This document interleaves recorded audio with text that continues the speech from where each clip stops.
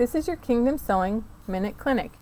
I'm Gina, and today I'd like to talk to you about using the stretch stitches on your machine. So you can see I have here today the Janome Travel Mate 30, and it's got a number of different stretch stitches. Let me come in closer so that you can see what we're talking about here. So the stitches that I'd like to do for you today are number 5. This is a multi-step straight stitch. So it's really great if you're wanting to do some top stitching on denim. It gives you a nice heavy look. It's also good for reinforcing if you want a really nice strong seam on your woven fabrics. But it's really great for sewing straight seams on knit fabrics as well, because it does a forward and back motion. It's going to give our seams some stretch. My favorite little stretch stitch is this one here, number 6. Kind of looks like a little lightning bolt, but again it goes backwards and forwards, so it's going to allow for some stretching in our seam.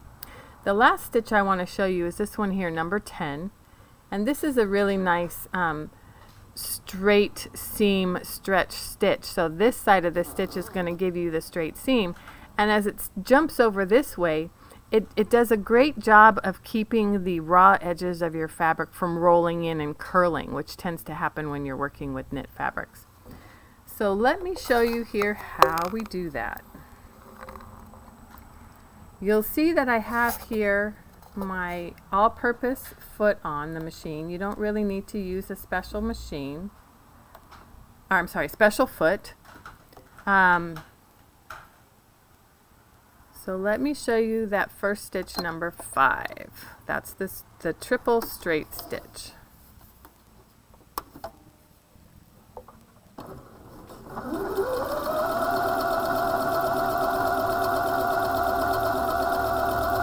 I don't know if you can tell, if I slow down a little bit, maybe you can see it does forward and backwards.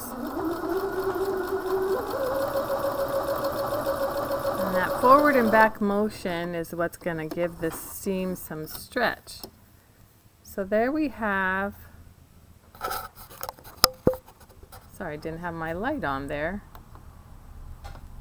our straight seam, but we can pull it because we've used that knit stitch. Alright, if we open it up, we have a nice sturdy seam, but it's going to be stretchy. So then let me show you the number 6 stitch, which is the little lightning bolt stitch. Again, this is my favorite. It's even stretchier than the straight stitch. And again, we've got a forward and back motion. And this one has a little bit of a zigzag to it, so it doesn't look really straight. But from the right side of your fabric, it will look straight. So again, this is a great one for seaming. You can see here, it's got, hopefully you can see, I know it's a little hard. I should have used a different color thread.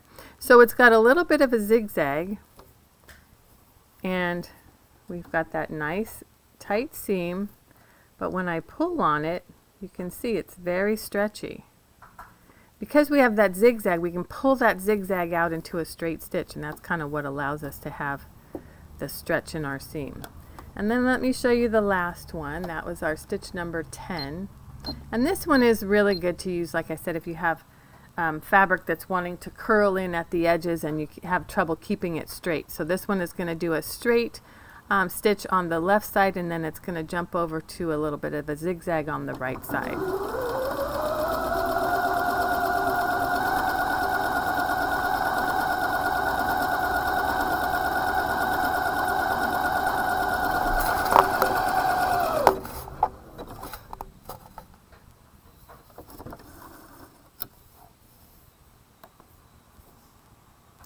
Alrighty, so there you can see we've got this straight stitch along the bottom with that zigzag sort of back at an angle. If we look at the right side, we've got a nice sturdy straight seam, but it's nice and stretchy. We can tug that. And let me show you what I like to do if I'm going to use this on those curling edges.